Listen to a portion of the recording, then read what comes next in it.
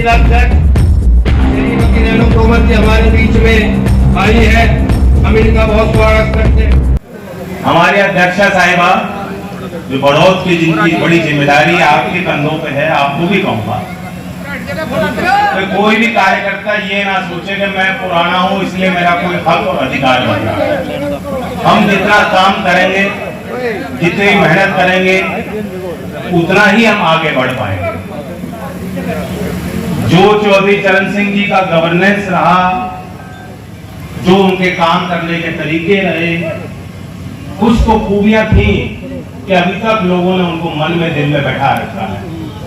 चौधरी अजीत सिंह जी को आपने इतनी इज्जत दी इसलिए दी कि जब जब उनके हाथ में कलम थी, कोई मौका था तो कोई कसर वे नहीं छोड़ते थे, कोई भेदभाव नहीं रखते थे और बड़े दिल के साथ, एक उदारवादी नीति के साथ जो चीज लंबे समय में कामयाब हो सके, ऐसी नीतियों को उन्होंने बढ़ाने का काम। कोई विकास ना हो जिसमें यहाँ का सबसे गरीब वर्ग शामिल ना हो, जिसकी सबसे गरीब वर्ग में जो मजदूरी करता है, जो बुनकर है, छोटे काम करता है लेकिन बड़ा दिल रखता है, बड़ी मेहनत करता है, ऐसी लोगों की बड़ी भूमिका बढ़ोत के क्षेत्र में जब भी कोई विकास का कार्य हो, बड़ी भागीदारी उनकी होनी चाहिए, जो पहला पायदान है हमारे समाज का।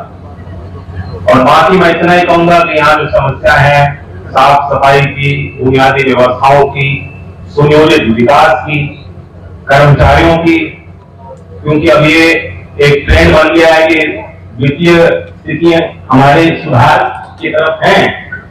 जितने शहरी इकाई हैं, बहुत पैसा भी आ रहा है, लेकिन वही रोजगार सृजन पर कोई भी ध्यान नहीं दे रहा। तो ये भी सोचा जाए कि यहाँ नौकरी कैसे ज्यादा हम नौजवानों को उपलब्ध करा सकते हैं और उनसे पूरा काम लिया जाए, अनुशासन के साथ जो कर्मचारी है वो काम करें, कभी कोई विरोध या हड़ताल की भाषा कोई ना बोल पाए, उनसे सीधा संवाद हो।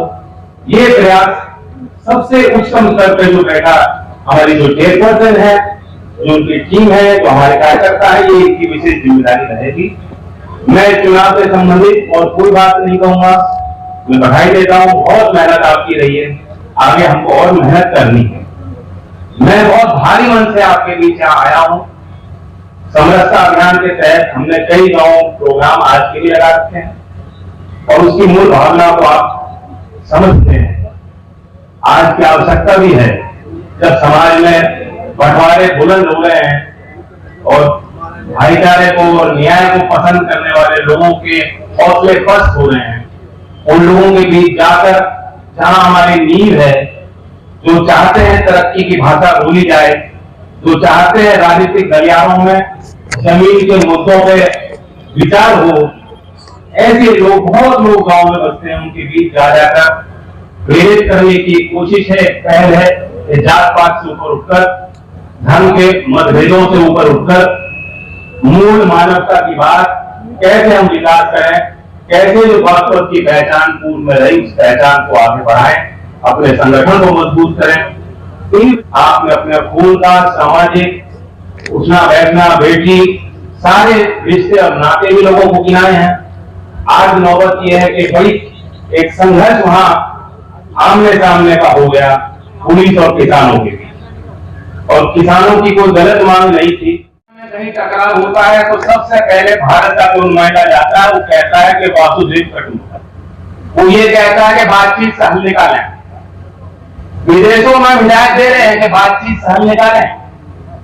पूरी दुनिया पूरा एक परिवार है, लेकिन हमारे देश के अंदरूनी जो चीजें हैं, जो चीजें ठीक नहीं है, जो समाज में दूरियां हैं, जो समाज की आवश्यकता है, जो सबसे गरीब वर्ग पिछड़ता जा रहा है, जो उसकी मांगे हैं, वो मांग रखता है, कभी कभी तरीके से रखता है, सुनवाई नहीं होती तो उसे उसके साथ जबरदस्ती और हो जाती है। एक किसान जो कल तक की रात की जानकारी थी, हमारे शाहबाद में कुरुक्षेत्र के क्षेत्र में उनकी जान चली गई है। 700 किसानों पर मुकदमे दर्ज हैं, किसान नेताओं को सबको उठा लिया गया है, नजरबंद कर लिया गया है, भारी तनाव का माहौल है।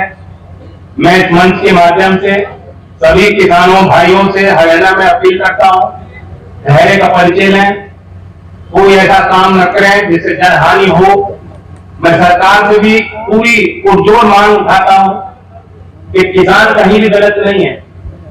ये जो मुकदमेबाजी है और लोगों को उठाना, डराना, धमकाना, आप किसान को तोड़ने की कोशिश ना करें, पूरा देश का किसान खड़ा उठेगा।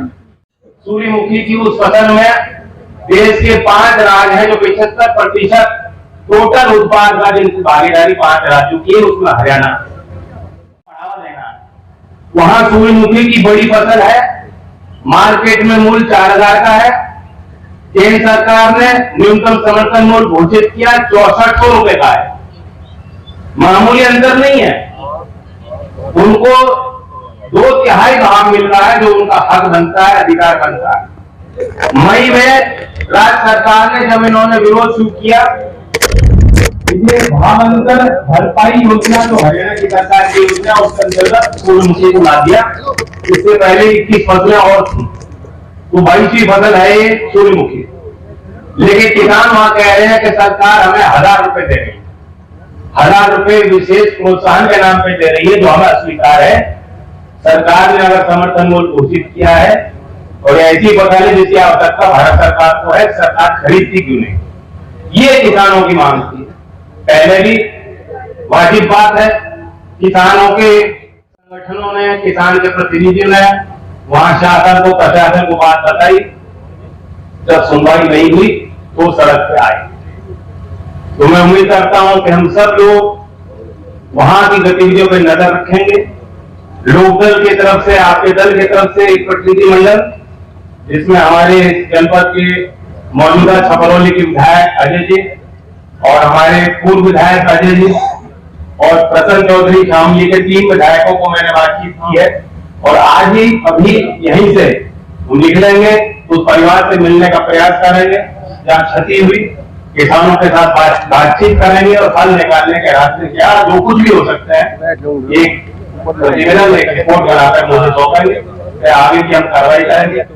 लेकिन मैं घोषणा करूंगा कि आज की जो राजनीतिक कार्यक्रम थे, जो तमाम गतिविधियां थी, उन्हें हम यहीं समाप्त कर दें, क्योंकि अच्छा संकेत नहीं जाएगा। हमारे भाई हैं, कहेंगे कि तुम लोग अपना नॉर्मल लाइफ में अपने काम धंधों में लगे हो, हमारे साथ कौन खड़ा है? हम संदेश देना चाहते हैं कि हम सब उनके साथ हैं, हमारी संवेदनाएं उनके साथ हैं, हमारी चिंताएं उनके साथ हैं। हमारे विधायक लौटेंगे, उसके बाद मैं भी उस परिवार से सीधा संपर्क साधूंगा, जो किसान नेता है उनसे संपर्क साधूंगा और हम लोग मिलकर आगे की रणनीति बनाएंगे। यही बात मैं कहना चाहता था। सभी पहलवानों का आंदोलन चल रहा था, आपने अगुवाई की, अब क्या स्थिति है, अब क्या अपडेट है? देखिए, अपडेट यही है कि पहलवानों की राय ये है कि एकजुट होके ही कोई डिसीजन हो, कोई फैसला हो तो वो कारगर साबित होगा, वो सार्थक होगा। तरह तरह की अफवाहें चल रही हैं उनके बारे में, कुछ मेन स्ट्रीम मीडिया ने गलत खबर भी चलाई कि उनके ऊपर कोई प्रलोभन या कोई दबाव है। मैं मानता हूं कि वे अभी भी जो उन्होंने आरोप लगाए उन पर अडिग हैं और सरकार की जिम्मेदारी बनती है कि उनको न्याय दिलाए। एक बात, जो सब आने वाले लोकसभा चुनाव में सपा के साथ गठबंधन रहेगा, जैसे नगर निकाय चुनाव में अलग अलग कई जगह प्रत्याशी खड़े हुए, तो इसमें लोकसभा में क्या प्रभाव? छोटा चुनाव था, छोटे चुनाव में समन्वय उस तरह का नहीं बन पाया और कुछ जगह बन पाया, कुछ जगह ऐसा नहीं, कुछ जगह समर्थन भी दिया, कई सीटों पे आमने सामने हुए, लेकिन कम से कम चुनाव के कमान को संभाला और जीत हासिल की।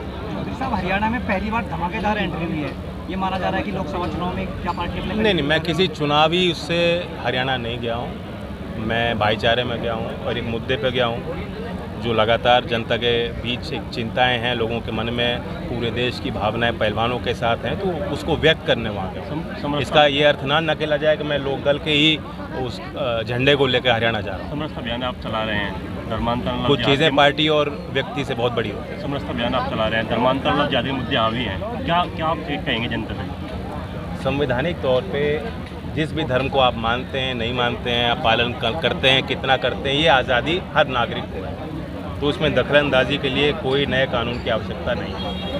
साहब, 2024 का जो चुनाव है वो मंडल और प्रमंडल तक पहुँचने की हालात में। देखिए, एक फैक्ट है कि अभी जो 10% EWS कोटा है, UPSC ने ये उसे वैध ठहराते हुए ये कहा कि अगर EWS के कोटे का जो मार्क है वो ओबीसी के नीचे चला गया, कई कैटेगरी में एससी के भी नीचे चला गया, लेकिन यूपीएससी कह रही है वो ठीक है। तो जो सदियों से जो शोषित वर्ग रहे, उस शोषण के कारण वो पिछड़ते रहे, आज उनको नौकरी और भर्तियों से वंचित रखा जा रहा है। तो सरकार को सोचना चाहिए। 12 तारीख को पटना में एक बैठक होनी थी विपक्ष की, जिसमें मुझे भी भाग लेना था। अब वो तारीख, नई तारीख तय होगी, तब हम अपनी बात रखेंगे। धन्यवाद।